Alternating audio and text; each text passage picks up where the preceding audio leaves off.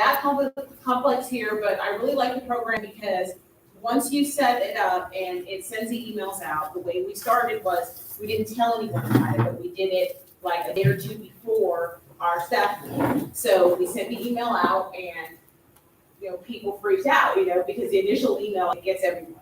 And so then at the meeting, then I sat down and I explained to them, okay, this is called KnowBe4, this is why we're using it. All of you got caught, because the types of emails that are sent out, it's something that looks like it's from Amazon or it's something that looks like it's from FedEx, the people are like, oh, I have FedEx, they're just clicking away. So in the beginning, we were horrible. It was like 86%, 85% clicks. People were clicking and filling out forms. It was awful. Wow. So then immediately after that, it forces everyone into a training. And in the beginning, you could choose, what training you wanted. And they set it up. They're like, let's do this 45-minute one. This is a really good one. Kenneth, what's his name?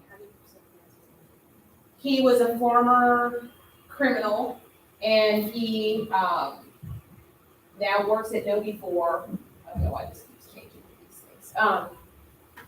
And he has all this training, so it explains to them about what a bad email looks like, what you should be looking for, misspellings, or misspelling of your name, and just different things. And so then people all took the training, and then after that, every few weeks, it just spits out another email, different type of email to people. And people get caught. We have our frequent flyers. I have people who literally, like maybe 3 days ago, took something again. I'm like, you're not learning, you're not paying attention. But the emails also get a lot more, especially around this time. And when we were in COVID, I really pushed it then because everybody was online for everything. And so then you can choose. Yes, I want the one from FedEx. I want the one that looks like it's coming from the bank. I want, those different things. So our score history, we look good, but it was rough when we started out. And it gives you, you can see here the last 6 months, it tells you, how many people click. And a lot of people will open emails. But the issue is, do they click the link? Because that's really where your problem is. So let's see.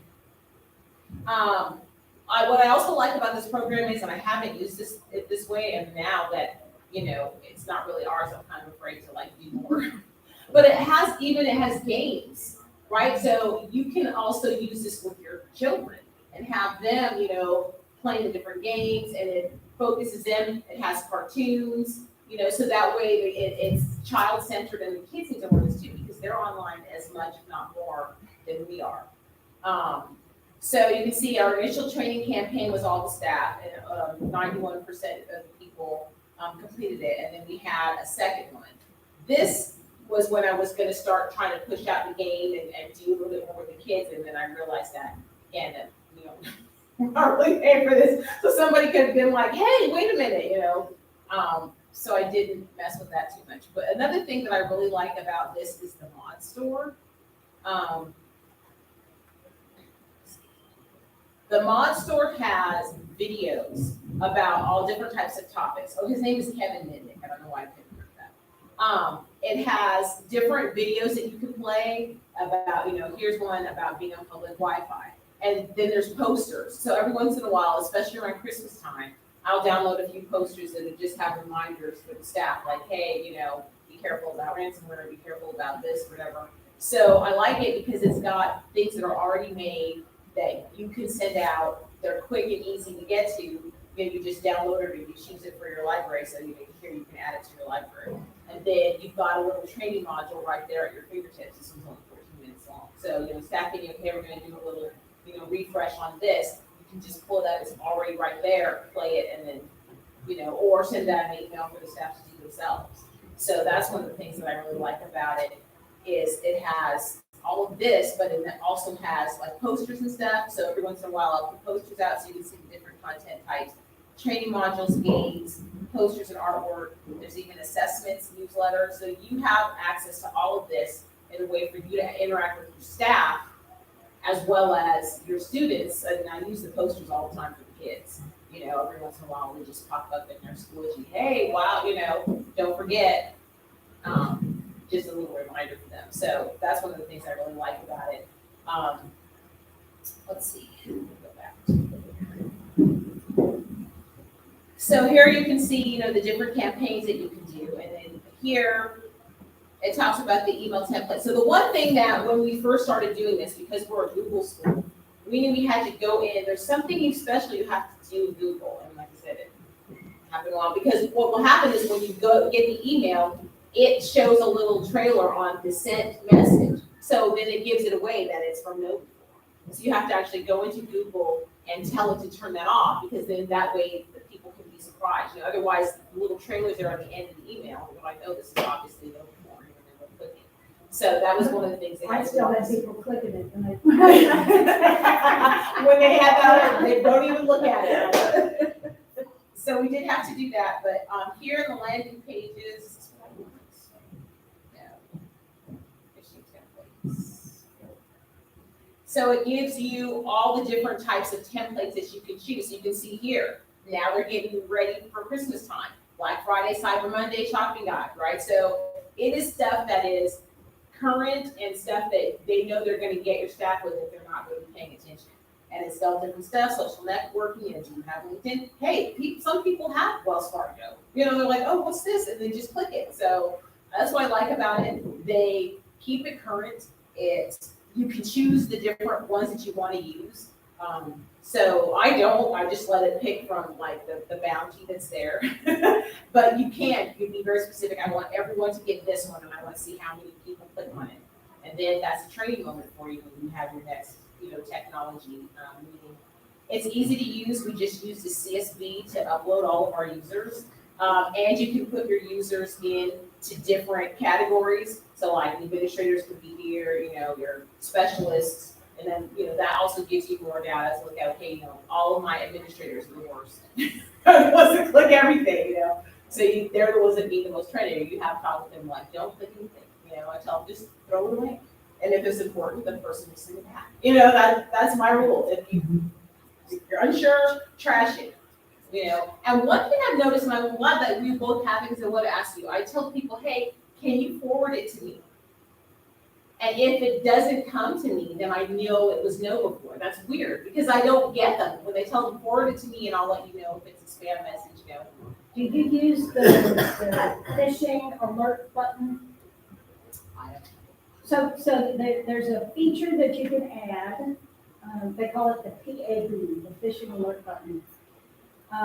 And so I have that pushed out to our Google accounts when, and this, we only use it on staff, our students don't have Gmail anymore.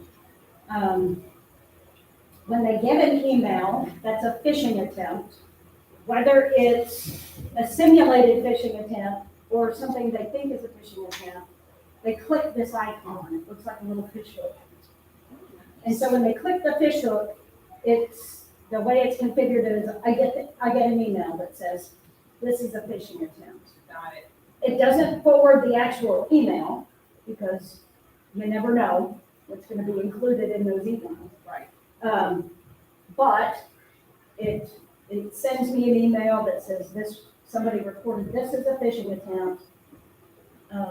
We use we have Google Workspace for Education Plus licenses, and part of that gives me access to a tool called the investigation tool. So I can go and I can look at who sent that email. I can search using the investigation tool to see who in our domain received that email, and I can select them and send them all to quarantine before anybody else opens them. So is that similar to how Vault works in Google Workspace, or it's a separate thing that you have to have? It's a separate thing. Okay. So Vault will back up, well, not even back up, because it goes away if you delete the account, but it's more of a way where you can kind of hold on to those emails that you might need for legal purposes and that kind of thing. Right. But it's one of the tools of Google Workspace Plus that really sold it for my superintendent. This is a thing that will allow me to get rid of all of those things and catch them early to keep our data private. And so I sold it more as a security thing. Turns out there's a whole lot of great education things that go on with Workspace Plus, but yeah. That's awesome. for our know before, I kind of take a different path. I don't turn on the all y'all pick. I pick and choose. And I try to gear it towards what my staff might be really exposed to. I will push out a Google one every once in a while and see how many of them will enter their Google credentials, and it happens. And you can set it up so that you save what they type when they type into things. Whenever it comes up in my district, the story always gets told that the most clicked one that we've ever had was around St. Patrick's Day. I sent out one for get your free Krispy Kreme donuts, and it had this picture of a donut with this green icing, and principals were the first ones to click. I have more clickers on that email than I have on any other one. We don't force additional training on our folks. We do one training a year. But we decided to approach it more from a, let's use this as a teachable moment thing. And so every time a campaign is over, I send out a follow-up email that says, here are the things that you should have noticed, as kind of a reteaching thing. It seems to get through a lot more thoroughly than it does if I say, go watch this video, because then they treat it like our Safe Schools video where they turn it on and walk away. Right. They're not really getting it anyway. We do have a couple who click regardless. I have found that our more frequent clickers are using their phones. And so it's a lot, they get into the zone on the phone, and it may not be as easy to see the behind the scenes where you hover over a link kind of thing. Right. So recently I added another part of that phishing alert button that is an actual Gmail add-on, that now they have that button on their phone so that they can report that phishing if they're on their phone as well. That's awesome. Yeah, I like I said, when we got it, they kind of set it up, and so it can be plug and play, but it's really great that you can go in and, be as granular as you want and, make the changes and stuff. And I feel like for our staff, I think they were shocked that they were so bad at recognizing, in the beginning. But I think it was good, and a lot of the staff were saying, I'm going to have my husband do it, or I want my, my family to know about this because it's good training and it makes them think, look at the email and think about what you need to do. So at the beginning, people really got on board. I thought it was going to be difficult, but it wasn't, especially, the training was 45 minutes. We were going to do that anyway. And then, after that, you said, instead of having 45 minutes training every time, do something else, a shorter training or a game or something else that, gives them the opportunity to do it. And you can see here, like it even gives you the risk factors for each person, how well or poorly they've been doing. So it's a good program. I like it. I'm not really sure why it's still working for us. How long has it been? It's retired. We stopped paying in 2020. So that's what I mean. Wow. I'm always waiting to every time I open it, I'm like, oh, look, it still works. So, yeah, and then you can see, what you have that's active, and then you can inactivate. And, the notification templates, you can dial in like what you want each thing to say, different policies, different reports, so you can tell people who haven't done what they're supposed to do. So it's a really good program, and I feel like, seeing this even is enough, because we were way over here in the beginning. And most businesses, they say, like it says, most businesses are 30% prone to be clicking on stuff. So to know that we're not, that's good, especially for our staff, because they want to click. And now I've gotten to the point where they just, like I said, they delete everything. I think I deleted something I need.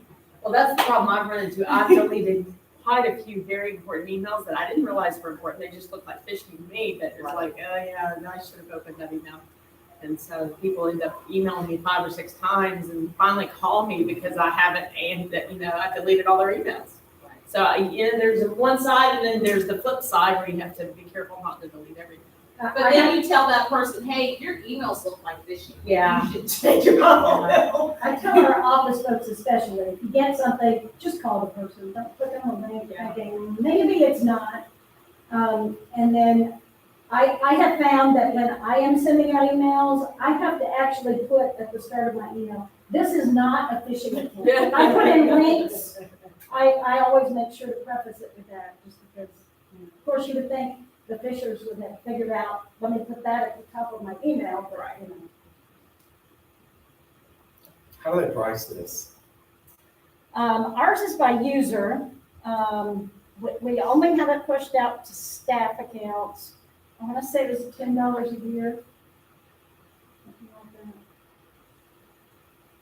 And I mean, like I said, we don't use it with the kids, but like the posters and stuff, the videos and stuff, that can be pushed out to the kids without them having an account. And you can do whole class. Right. Show videos. So you still have the access to all of those, different things from the mod store, even though you're not giving the kids each their own account. I mean, because our kids, we're 2-year-olds to 8th grade, so the amount that they use their email is very, very little. Really, they only have the sign-in so that they can get maybe a single sign-up from people. Maybe in middle school because we teach you the email and stuff, but mostly we use Security anyway for it, so their emails, accounts are locked down pretty tight. So they don't want to leave them. We have Gmail completely shut off, even though we have all the other services on. I get 3 calls a week from them. And I'll ever answer them. Oh, the Noti board? Yeah, and then I get like 10 emails that want us to do. Seriously, they're that aggressive in their sales. And see, that's the thing, it all happened through the company. So I didn't deal with any of that. It was part of the, process when we worked with, it's all covered. They're, Conic Minolta now, all covered as we had. They're the ones that brought this to us. So that end, I didn't do it.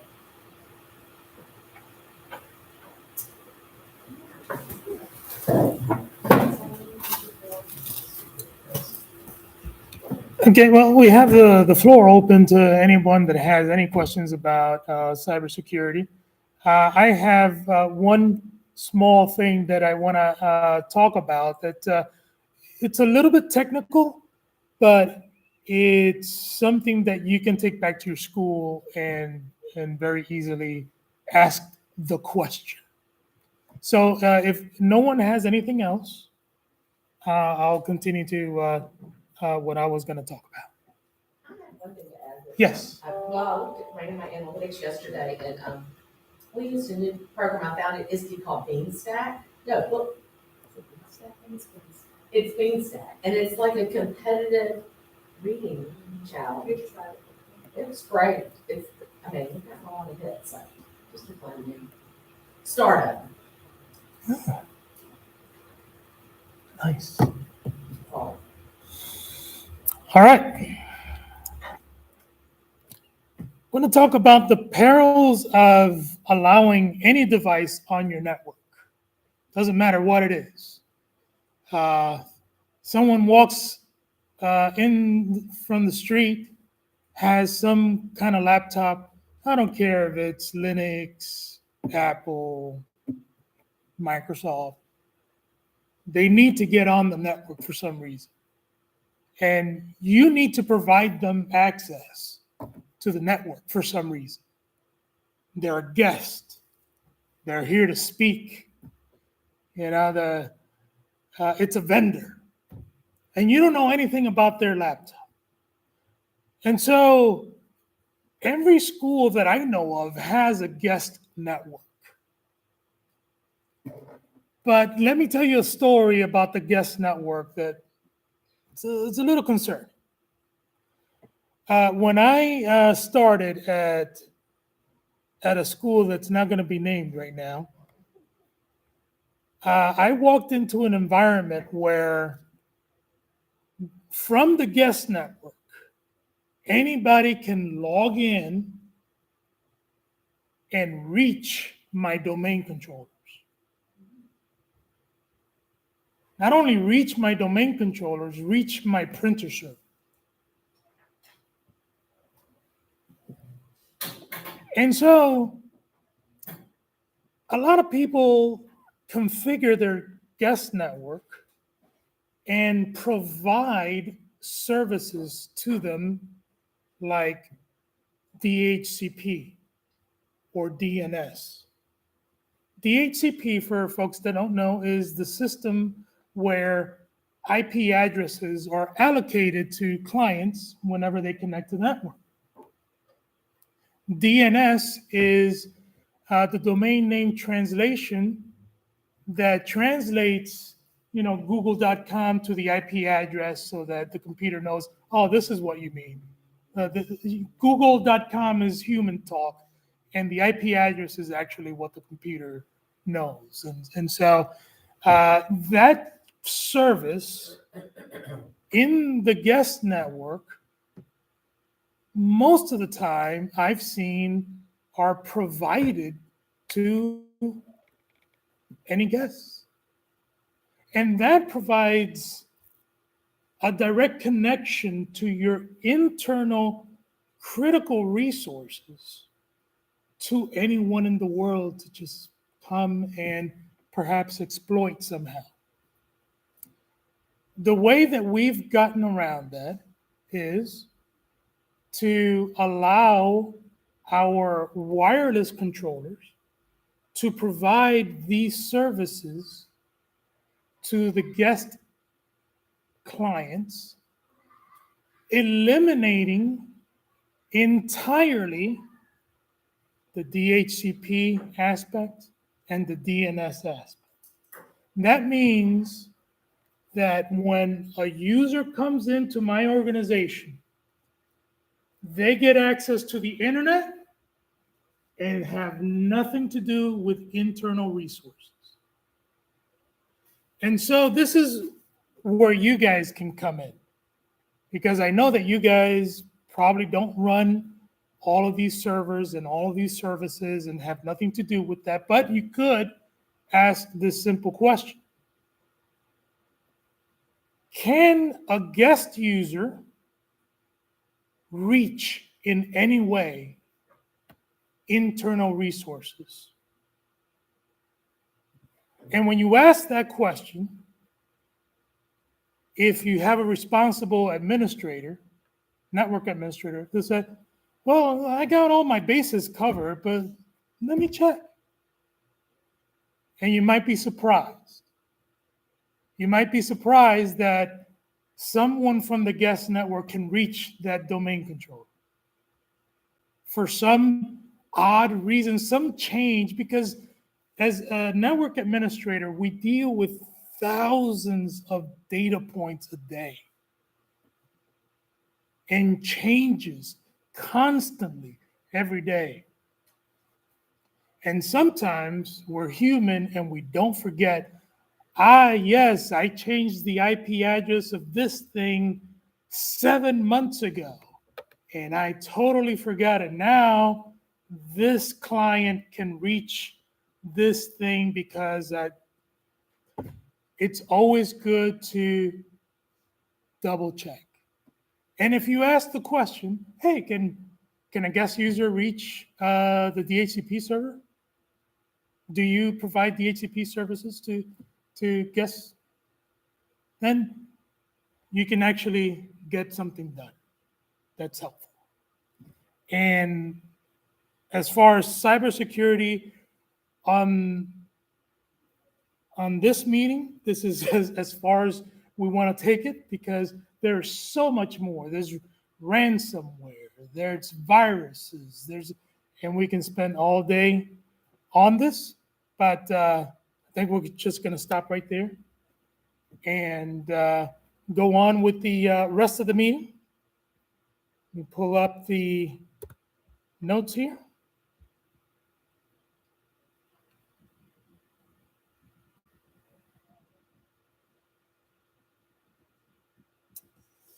Okay, so just to remind us, our next meeting is going to be February 3rd at St. Agnes. The 14th is going to be at Briarcrest Christian School. So you can make note of that and make sure to try to be here. Ms. Vicky, are we going to see anything in your campus today? If you would like. Pictures being taken. Oh, you're right. Actually, I don't know how long they're doing. They try to do it like back to back to back. They might say, if you all would like a tour, I can show you what currently are doing. If you'd like a tour, I'd be happy to take you to show you our outside.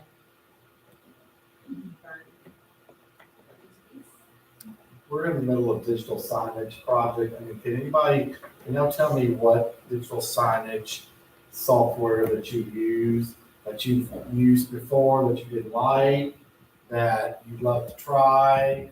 Anybody have any thoughts on digital signage software? Even Rise Vision, Yeah, we just saw that demo yesterday, so you like it? it's working for us. It works for what we need it to do. We don't have them going all the time, we don't, they're very situational for us. Do you use the aspect where it can be used in the classroom? No. So one of the aspects of this Rise Vision that we liked is that, like, for if you have TVs all scattered throughout your signage and you have announcements, things up there, I mean, if you have interactive whiteboards, you can involve them in your Rise Vision software. Boxlight, Promethean, Smart, all of them. But you can also send out, if you've pushed out morning announcements to your TVs that'll run for that day, you could send out a URL to your teachers that can hook up their laptops to their device, whatever it is, display. Say in the morning, harmony's going on, arrivals happening or whatever, and their projector through their laptop basically does everything that you do with signage does in the hallway. I mean, announcement about the games or, Chick-fil-A biscuit sale or whatever it happens to be. So that was attractive to us when we saw this demo yesterday because our teachers, our staff, we have a Microsoft form where they send in what they want to be announced the next day. And so by that time, by 3:30, and the front office secretary, she aggregates all of that and sends that back out to the staff, like late in the day, 4:30. And then in the morning, they do make a few announcements over the intercom, but the teachers have said they would prefer to control all that in the classroom. So a lot of them pull up that spreadsheet with the announcements and the kids read it, the boys read it, and then the teachers also sometimes verbally talk about it. But, to me, if they're already doing all of that, they can do it through Rise Vision and just send out that URL every day, and they just turn that on, and their laptop to their screen just scroll, just like the digital signage might do in the hallway if we should adopt that. Y'all have a lot of digital signs that I just didn't It's like. all, no, not really, because nobody wants to maintain the stuff on, and that's where it always gets, like, they have, right outside admissions, like, it's a computer projecting their picture. And then they have it, the little single computers on the back of those in upper school. That's it. I mean, there's really, because nobody wants to maintain it. Here, we use BrightSign, which is clunky and difficult to use. And that might just be because I don't know what I'm doing, but I feel like it's clunky and difficult to use. But also, we're on Macs, and I don't think it was originally made for Macs. I think it's like everything else was a PC program. I was the one doing the TVs, and now this year's been the first year we've got a yearbook / network class. It's an 8th and 7th graders, so they've taken over the TV. So they do all of it now. Whatever's playing there, it's on them to do it. And so it may not always be on right when school starts because they have to get to school and they come in and they put their stuff up. But they make the slides, they do the hi. Okay. So Sorry, wrong. yeah, that's I was happy about that, because I'm like, here's how it works, they just make a slide, or a screenshot over, and they can load up whatever it is. It can have something different on all the different TVs, so that's nice, we have 4 TVs. Play videos and that type of thing, but it's not anything fancy, there's no way to do what you're saying. This Rise Vision has an integration with Canva, which is great. I mean, they have their own library of templates, but it's basically unlimited by going to Canva. You can create your own, and there's an export button, and it goes right into your software, and whatever's there, and you can send it right to a slide. So I like that aspect. We're not a big Canva user. I've shown Canva, some teachers play with it, but it could be something that we could do. Y'all have signs for We signs? do, but I don't. Y'all have them at St. We've got a Mary's? new program. Low school at St. Mary's, y'all have signs over there? This is the one that's Nobody- running, this is the one that's running in our high school office right now. So this part's a template, so we get the weather and that stuff.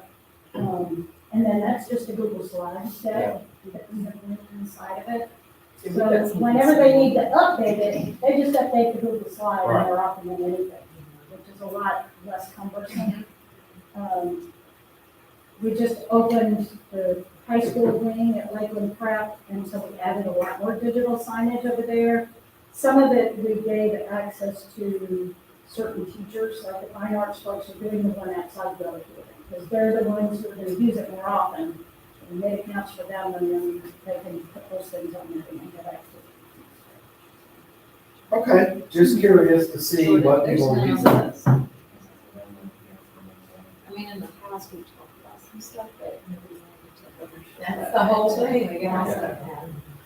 Yeah, so, I mean, I'm hoping, since our people already do that, I mean, the lady in front office, she does this every day anyway. I mean, they send her the announcements, she has to do some stuff with it, export it to the spreadsheet, she cleans it up a little bit, she color codes and stuff for lower school, upper school, and then she has to send all that out. So if we can find a way for those announcements, as they still come in, for her to just convert them to this software, then I'm hoping the buy-in will be there, because she's already doing it already anyway. And she does it every day, and if she's out, there's a backup person in that front office who does that for her. So, I'm hoping that'll take care of it. How So, expensive is it? it's about $1,000 a year, and it's unlimited. Yeah, so you can get it by lower licenses. Yeah. Like for us, we're just using it on the TV, so we didn't go more, but if we were to add 2 more TVs, it'd be worth just going in one of them and making it. Yeah, it's, Very good. and it's super, as Wanda just showed, they have 1 million templates in there, and that's, I mean, sometimes too many is too much, but there's a lot of variety there. So we looked at LG's, we got an LG TV in as a demo just to play with and see, and they have baked in digital signage software into their TVs, but I'm telling you what, that stuff looks like it came out of the 1980s. It is so clunky and just, I mean, we saw that 20 minutes of the demo, and it was like, no, it's not for us. And so when we saw this, I got Rise Vision and Bright Sign, both came off that Atlas listserv. And Rise Vision, it was like, oh yeah, +1, people will do. It was probably 75% of the people who posted about digital signage on that Atlas post was about Rise Vision. So, and I can see why, and they say it's their company, thing that they say they're the #1 digital signage software in the country. That's what they tout. So, If you work with Howard Technologies at all, they're a partner with them. We use Rightspeed. yeah, so there you go. And we send out, and our high school sends out an email to every student every day with announcements as well. Okay, great. And you can actually use it for free if you just show one URL. You don't have access to the templates and stuff. But before we purchased, this year is the first year we actually purchased licenses because we had so many. And we wanted it to be a little fancier in your school. But you can, previously, we were using it for our office digital signage and just sharing the published link for the Google Slides. And so we did all that for free. All right, thanks, guys. That's great. before, maybe the independent school listserv today. I saw that. Not even. And the Google, before and that versus the Google. Yeah, they're going back and forth Yeah. about that. But they talked about that button that Wanda talked about, that phishing, whatever, that's been talked about. Well, yeah, it started yesterday, but it's like +1. I'd love a Zoom meeting on that. And it's like, you know, it's one of those hot topics or whatever. Probably, I mean, does anybody else get those thousands of emails from them before? I mean, I'm telling you, I get 10 a week. I think I put That's on my crazy. do not. Yes, do not- it's super aggressive. So I And just- they call, and I've gotten to where y'all, unless they are in my address book, I do, or it has a visible thing on my caller ID on my office phone, I just do not answer it anymore. Okay, since you brought that up, who here gets the call where someone calls and all they're doing is they're verifying that you're the IT person and what your address is, All so the that time. their company can then send you an email and act like you requested that email? Yeah. Does that happen to everyone else? Okay. Yeah, And I'm trying not to be rude to these people. I work Be in rude to them. telework myself, but I'm like, I don't know, you don't have permission to send me an email. Like, don't get on my website and just try to, and then the person that sent you the email gets all upset, like, well, you asked us, no. Your telemarketer friend, forced this down my throat. It's very, I don't even have an office phone anymore purposefully. Hmm. We've moved our central office out of Lakeland City Hall into the new building at Lakeland Prep because we're getting ready to build. And I told them don't even give me the phone. The people who need to know me can get me through email. If they call the central office, the answer is emailer. I have a phone, but I turned off voicemail, so no one can ever leave me a voicemail. I don't do voicemail. I do email, or try to get me on the phone. Arthur. Oh yeah, loudspeaker, Arthur.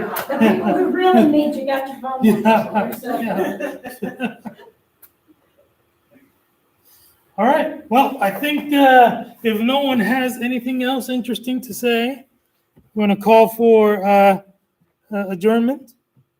If- Looking for a motion out there, unless you all want to keep on going. Arthur, one more thing about what I sent you. I mean, I see that I actually made that change in the thing. So in the nominating committee, and Cindy's not here. I asked her if she's going to be here today so she could address this, and she's not. She's at the Tennessee-Georgia game tomorrow. They left today. So at the past president becomes the chair of the nominating committee. So Cindy's now the chair of that. And then for right now, we've left me and Melissa Smith on there. I don't mind it, but if you have a desire to serve on the nominating committee for officers for next year, then you need to let Cindy know, because I was the chair last year, and then now Cindy is the past president. She becomes the chair. So if you have a desire, let Cindy know that you're interested in serving on that committee. I'd love to just be on the social committee, maybe. Yes, we like it. Semi-retired committee. That's right. Okay, so a motion that the meeting be adjourned. All right. Second, our meeting is over. Thank you for coming. We made it. Into technical stuff. It's been a while since we've been here. When was last time? It was way pre-COVID. I can't say that I was even here then. This is my 6th year here, but I Were you didn't in the start. library one time? I was the librarian. That's how I started. You were in the library. president, when I was the president, we were here. Yeah, It was the library had just been, redone. So that would have been 2017. Yeah, I think you were here in the library. Yeah, that was my first day. Because I remember taking pictures to take back to my librarian. What's her name was here, who retired? Randy. Yeah, Randy Randy Yes, was here. Randy. Yeah, we came when Randy was here, and you were in the library because it had just been redone, and they were showing off the library and whatever, so, yeah. And it's still looking good over there. Y'all have a library? Vicky, you have a library? Y'all have a library? It's, yes, so the lady who helped me, who, thank goodness, she knew what she was doing, I just was there. She has taken it over, so she's the librarian, Cynthia Lopez, and she's way better than I'm at it. She's really good at keeping up with what the kids like, and, you know, getting these books in. And we started off with a huge purge, it was like encyclopedia. I said, if anything in here was published before I was born, especially the nonfiction section, I'm like, it's gotta go. We're purging now. 1970, If your librarians have not done that, thing that I sent out, Arthur sent it out, I sent it back out to get on this potential new library maze, library group, have your librarian fill it out, because she had, as well as a couple weeks ago, she had like 20+ people read it. I was gonna say, I know our librarian jumped on it right away. Yeah, and there's a couple, like some schools have 2 librarians, upper and lower or whatever. so Right. That may be one school with 2 people or whatever. So if they've not done it, if they've not filled that out, have them do that. Are you staying for a tour or are you leaving? Because I can walk out if you want me to. Are you staying? I'm staying. Okay. We can leave our, I'm assuming Vicki, we can just leave our stuff in. Oh, yeah. Great. Hey, Are you done? Are you finished? Well, today, they just texted me this morning that they want to come pick up the wine fridge today. I'll write the one for you. I know, the funny part is, I ordered it this week, because I need to finish transport. Yes, right this way. And, well, they delivered it, and so, you know, they ordered this December. Yeah.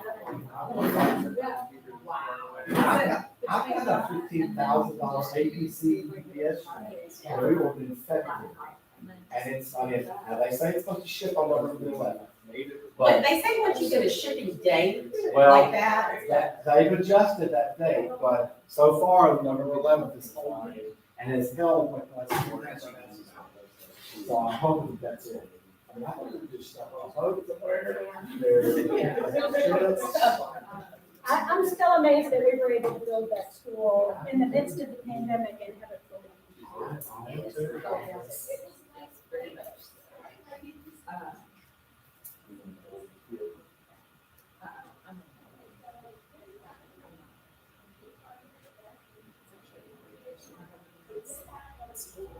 Because that's what was. And I was up and then up and down.